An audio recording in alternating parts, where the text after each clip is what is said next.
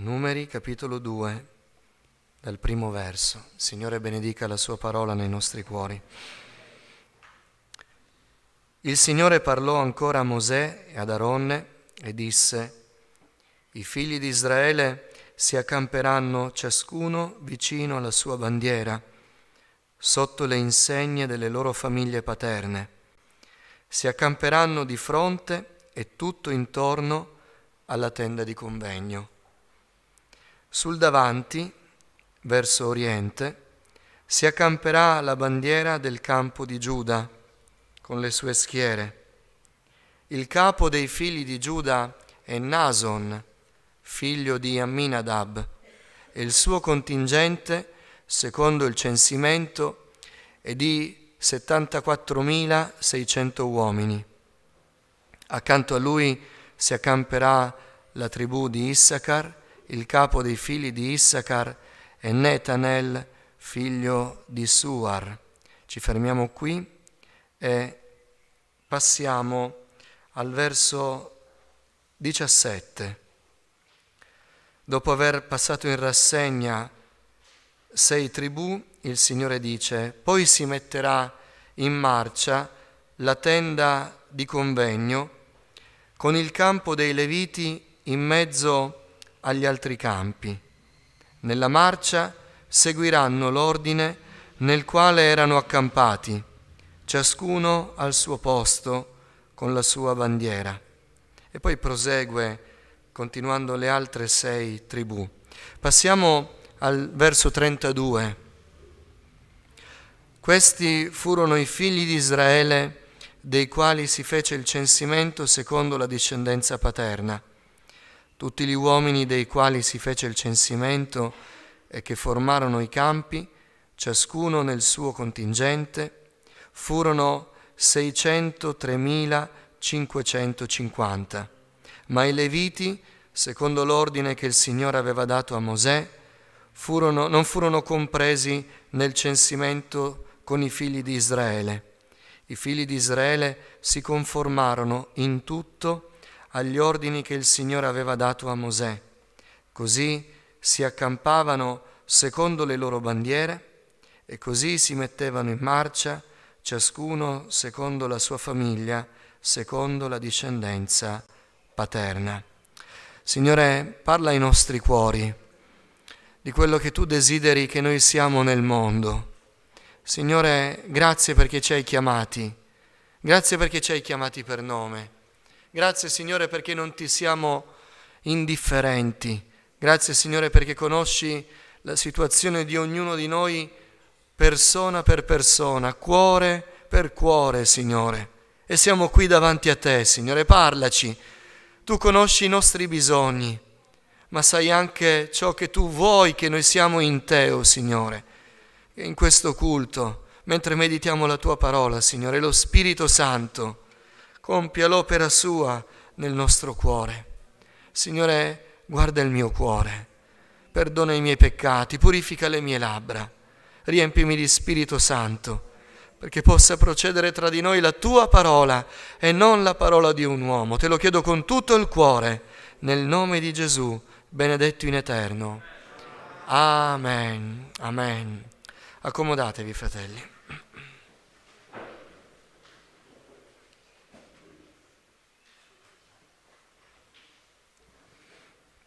Ringrazio Dio per la voce, mi rendo conto che non è al 100%, ma c'è almeno per farmi udire in questa domenica.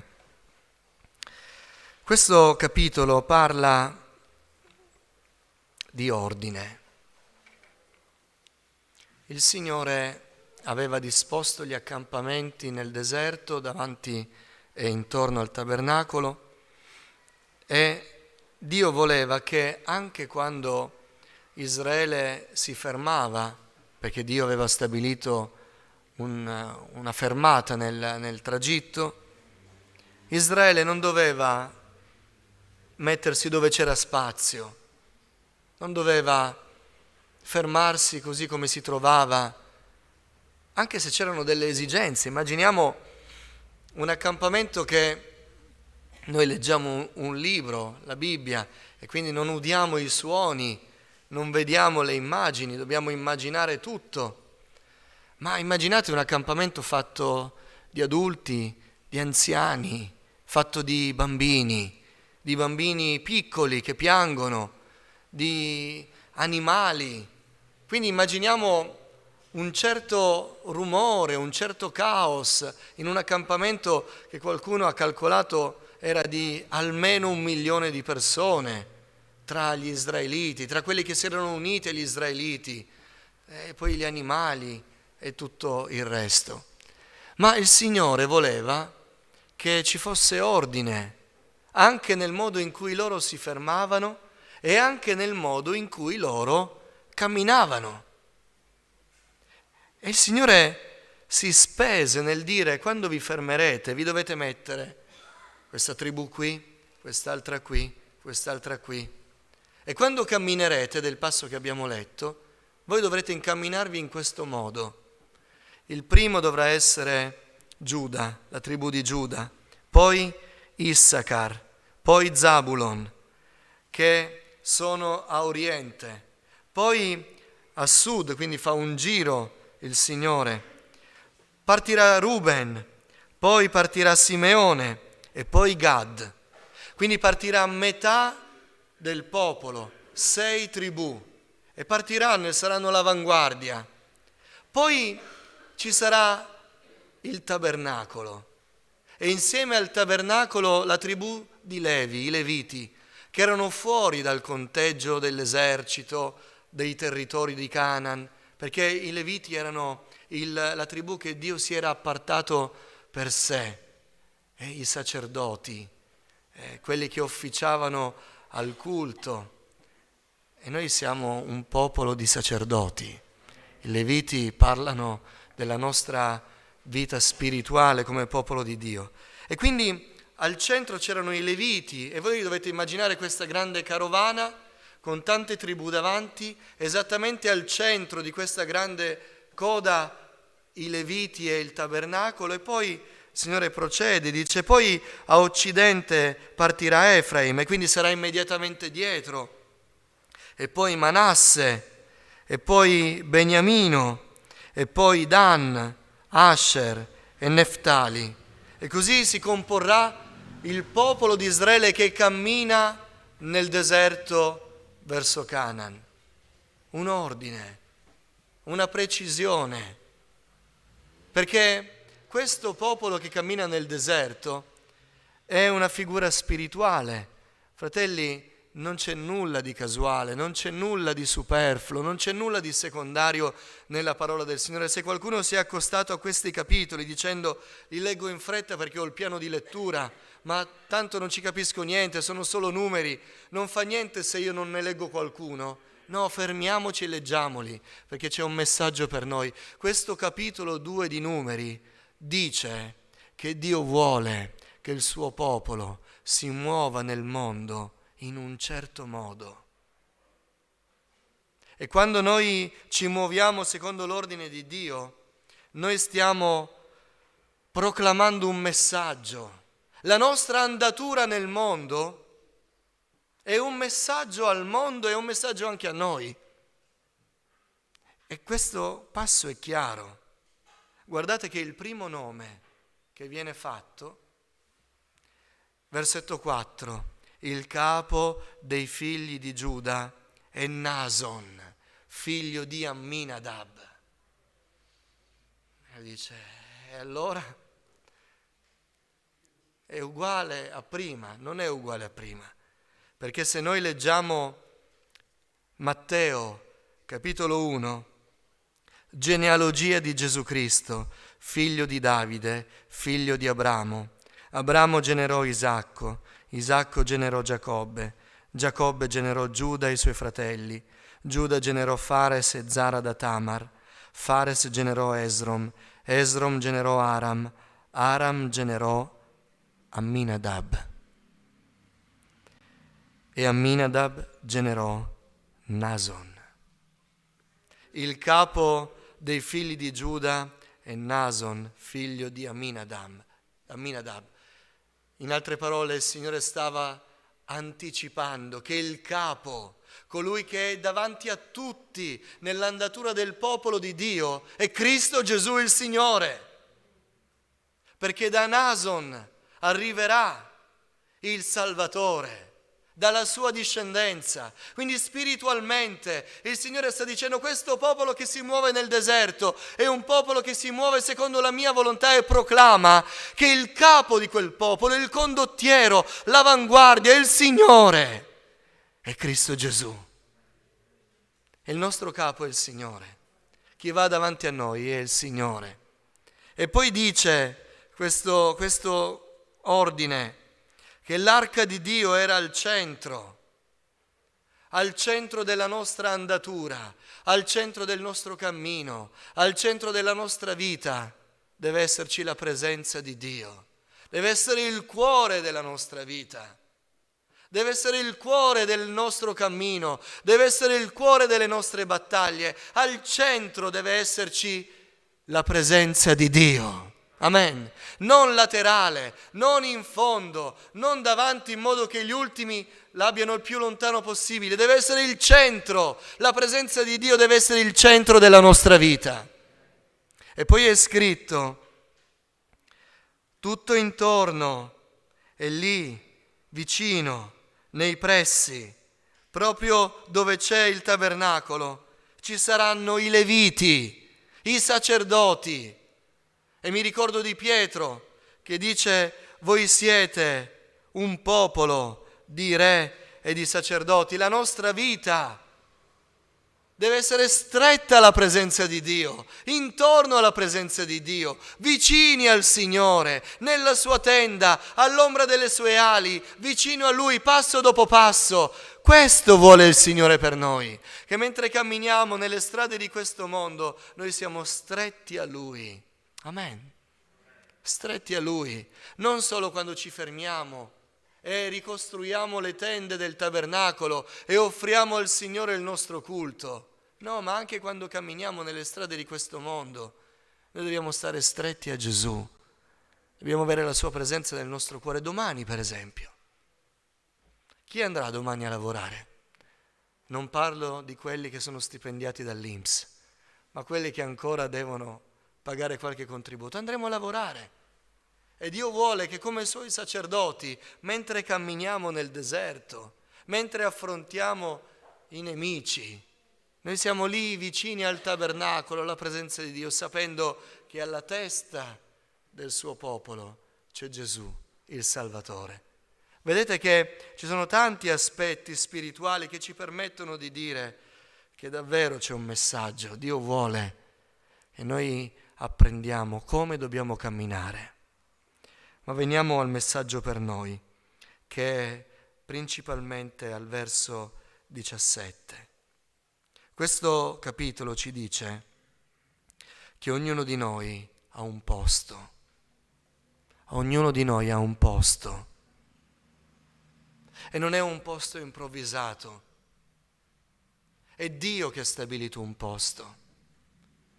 C'è un posto per ognuno di noi nel popolo di Dio. Amen. C'è un posto per ognuno di noi nella famiglia del Signore. C'è un posto per ognuno di noi.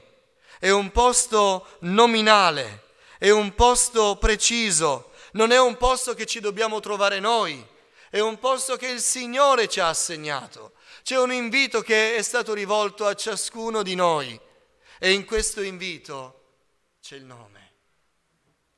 Voi sapete che quando ci sono i matrimoni, prima vengono fatti gli inviti e giustamente anche per motivi di costi e motivi di tempo, l'invito che viene fatto è uguale per tutti, ma non è precisamente uguale per tutti, perché se anche le informazioni generali sono uguali nella cartolina che viene stampata, però l'invito che ci viene dato ha il nostro nome.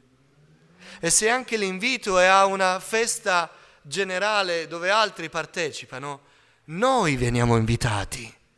Il nostro nome viene scritto.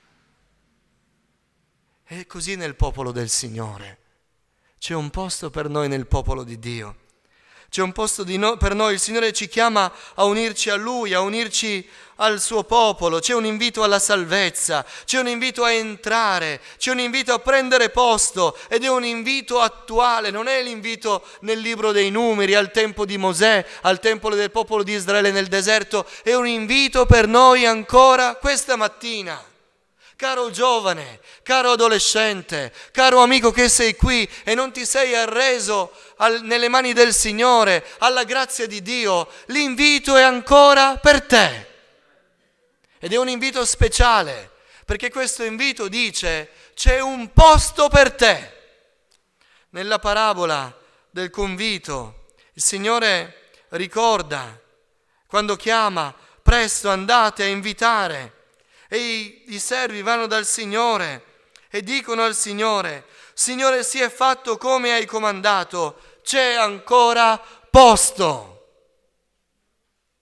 E il Signore non disse: allora facciamo così, iniziamo. Se c'è posto è bene, apriamo le porte, mentre noi festeggiamo, chi vuole entrare entra. Non è così. L'invito della grazia non è così. Chi vuole entrare, noi iniziamo, vediamo. Chi vuole entrare può venire. Non è così. Signore, abbiamo fatto come tu hai detto, c'è ancora posto. Allora dovete fare una cosa. Dovete andare presto nelle strade, nei crocicchi e invitare tutti quelli che vogliono venire. Invitateli. Perché il posto è nominale, l'invito è personale e il posto è contato. Non ci sarà problema di dire: non sappiamo quanti verranno, non sappiamo se basteranno i posti, perché i posti sono per quelli che sono stati invitati, e c'è un posto, amico, per te nel popolo di Dio.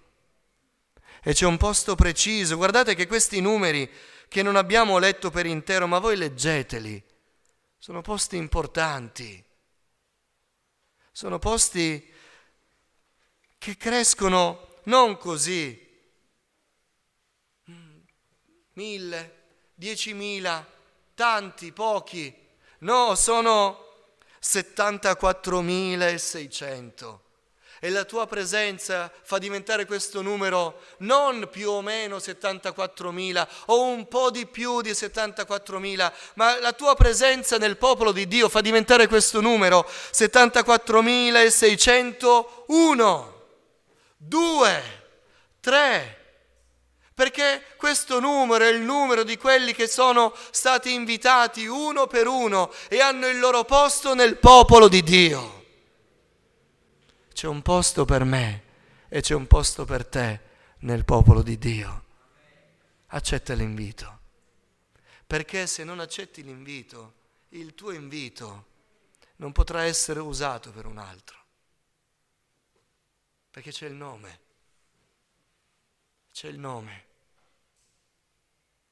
Non fate come me l'ho già raccontato, adesso che c'è WhatsApp, alla fine dell'anno arrivano gli inviti. Anche inviti cristiani, Signore, gli auguri, il Signore ti benedica.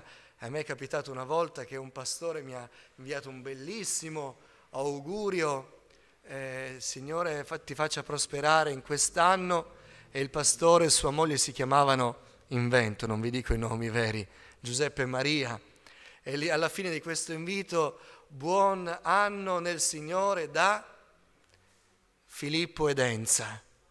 Praticamente aveva preso l'invito che aveva ricevuto, ovviamente non l'aveva letto, non aveva visto che in fondo all'augurio c'era il nome di chi gliel'aveva mandato e l'ha girato a me. E non funziona così con l'invito al Signore, perché è nominale. Il posto che tu devi prendere nel popolo di Dio è il tuo posto. Il Signore ti sta invitando. C'è un posto per noi nel popolo di Dio. Alleluia. Ma ancora di più, c'è un posto per noi nelle schiere di Dio. Questo elenco che noi abbiamo letto è un elenco che viene proprio descritto non quando si fermavano, ma quando andavano. Ed è la parola stessa che parla del popolo di Israele, non tanto come popolo, ma come schiera.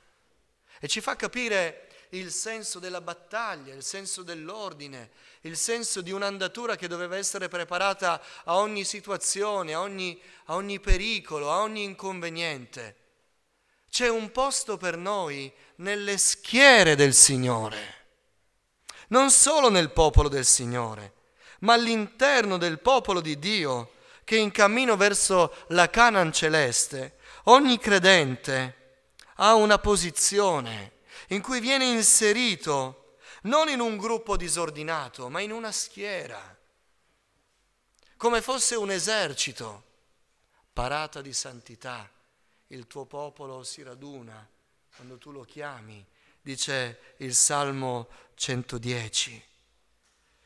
C'è una schiera, una posizione che ha il suo significato. E il Signore questa mattina ci chiama a raccolta perché ognuno di noi prenda il suo posto nelle sue schiere. Fratello, sorella, il Signore ti sta chiamando a prendere il tuo posto nelle sue schiere. Ma io ho accettato l'invito, sono stato salvato. No, il Signore non voleva questo. Il Signore non voleva che il popolo liberato dall'Egitto andasse così. Voi andate, io mi fermo. Guarda che tu sei della tribù di Giuda, sei della tribù di Zabulon. Sì, ma io adesso ho da fare. Vengo dopo con gli altri. Quando parte Dan mi aggrego a loro. Tanto siamo tutti popolo del Signore. No, ognuno di noi è collocato al suo posto nelle schiere del Signore. Perché? Ma fratello, tu sei un po' puntiglioso. Non sono io puntiglioso. Dio aveva ordinato che Israele si muovesse nel deserto così. Perché? Perché quando noi camminiamo come popolo di Dio nel mondo, come Chiesa del Signore, fratelli, ogni nostro passo, ogni mio singolo passo, ogni tuo singolo passo porta il messaggio di Dio nel mondo. Abbiamo detto prima, Gesù alla testa, l'arca nel cuore del popolo, i sacerdoti stretti intorno a Dio. Tutto in un ordine parla di qualcosa, e se tu ed io non prendiamo il nostro posto nelle schiere del Signore, lì dove siamo stati collocati dal Signore, quel messaggio verrà meno. Quel messaggio verrà meno. Ma il Signore lo sa, io lo amo, Dio è buono, lo sa che ci metto del mio meglio. Ma quale nostro meglio? Nessuno ci ha mai chiamati a fare del nostro meglio. Noi siamo stati semplicemente chiamati ad essere posti nel luogo dove Dio ha deciso per noi e ubbidire al Signore. Il resto lo fa il Signore. Amen. Dobbiamo prendere il nostro posto, sapendo che insieme annunciamo il piano meraviglioso del Signore. E lo annunciamo insieme. Tu ed io facciamo parte delle schiere del Signore e c'è un posto che Dio vuole che occupiamo perché insieme possiamo annunciare il messaggio del Vangelo. Amen. Quando tu non ci sei, il messaggio manca di qualcosa. Quando io non ci sono, ma è una mia scelta. Io faccio le mie scelte, io decido se seguire il Signore o non seguirlo, io decido se servire il Signore o non servirlo, io decido con quale tribù camminare. Nulla di tutto questo. Quando noi siamo stati invitati dal Signore, il Signore ci ha detto, questo è il tuo posto. E quando noi abbiamo occupato quel posto, ci siamo guardati intorno, abbiamo visto che non era un posto improvvisato, ma c'era un senso, ed era un senso più grande della nostra stessa vita. Io in quel posto, a fianco ai miei fratelli, a fianco alle mie sorelle nell'opera del Signore, portavo avanti il messaggio del Signore. Certo dobbiamo occupare il nostro posto sapendo che ha un senso, lo dobbiamo occupare nel rispetto anche degli altri. Abbiamo il nostro posto e i nostri fratelli hanno un altro posto e tutti insieme portiamo il messaggio del Vangelo. Quindi dobbiamo impegnarci a rispettare le posizioni degli altri, ma piuttosto a gioire del fatto che la posizione di un altro senza la mia posizione non va da nessuna parte. Non va da nessuna parte. Voi immaginate se Giuda avesse deciso qualche volta di non partire. Gli altri che volevano fare la volontà del Signore sapevano che dovevano aspettare che Nason desse il via alla sua tribù. Se non partiva, Issacar non si poteva alzare, e se non si alzava Issacar non poteva procedere Zabulon, e tutti erano lì ad aspettare. Ma che succede? No, c'è qualcuno che non vuole prendere il suo posto. Partiamo noi, non possiamo partire noi, perché è Nason che decide l'andatura. Ma sì, facciamolo. E ricordate quando all'inizio del cammino nella terra promessa gli israeliti si spaventarono delle tribù, delle popolazioni che trovarono davanti a loro e furono sconfitti. Alcuni presero dell'interdetto. Il Signore disse: voi avete fatto quello che io non vi avevo detto di fare, avete disubbidito alla mia volontà, ora state qui. E loro dissero: no, ma noi vogliamo andare, Signore, abbiamo capito, perdonaci, vogliamo fare la tua volontà. Il Signore aveva detto: adesso state qui, non andate, perché il Signore non sarà con voi. Perché Dio stabilisce i tempi, Dio stabilisce i luoghi, le posizioni, il posto che noi dobbiamo ricoprire. No, Signore, andremo, non andate, perché Dio vuole che adesso occupiate questo posto e stiate qui nel deserto. Loro andarono lo stesso. E ci fu una grande disfatta. Pensate se non partiva Giuda, tutto il popolo era fermo. Pensate se non partiva la carovana dopo il tabernacolo. Allora non era più al centro la presenza del Signore, ma era in fondo alla carovana. Fratelli, che ognuno di noi questa mattina si metta in cuore di occupare il posto che Dio ha stabilito per Lui nelle schiere del Signore, che dobbiamo servire il Signore lì dove il Signore ci ha chiamati. Amen. Dio ha un posto per me e per te. Infine, questo posto è solo nostro. Questo posto è solo nostro. È per noi. Questo ci mostra il grande valore che abbiamo agli occhi del Signore. Se io non occupo il mio posto, fratelli, nessuno lo occuperà al posto mio. Sia chiaro questo. Nessuno occuperà il posto che Dio ha stabilito per me, perché quel posto è per me. Ognuno ha il suo posto, ognuno ha la sua posizione. E noi dobbiamo trovarci lì dove il Signore ci ha posizionati. Siamo lì dove il Signore vuole che siamo. Vi ricordate di Tommaso? Doveva stare con i suoi fratelli, perché Gesù aveva promesso che il terzo giorno sarebbe risorto. Ma dov'era Tommaso? Dov'era Tommaso? Sarà una delle cose che chiederò in cielo appena lo incontro nelle strade della Nuova Gerusalemme. Ma dov'eri quella prima volta che hai dovuto aspettare una settimana per ritrovarti lì con i discepoli quando Gesù è tornato? Dov'eri? Vi ricordate la parabola delle 10 vergini? Dov'erano le 5 vergini stolte? Non erano al loro posto. Loro non si dovevano trovare nel negozio dell'olio. Dovevano essere lì sulla strada perché lo sposo stava per tornare. Dov'erano le 5 vergini stolte? Non erano al loro posto. Ma amavano il Signore? Sì. Avevano delle buone intenzioni? Sì. Ma non erano al loro posto. Noi vogliamo essere al posto che Dio ha stabilito per noi. Amen. E camminare insieme al popolo di Dio, combattere nelle schiere del Signore, sapendo che se io sono lì dove Dio vuole che io sia, l'opera di Dio va avanti insieme ai fratelli e alle sorelle e la gloria va al Signore. Il primo che si vedrà è il nostro capo, Gesù, e Dio sarà glorificato. Amen.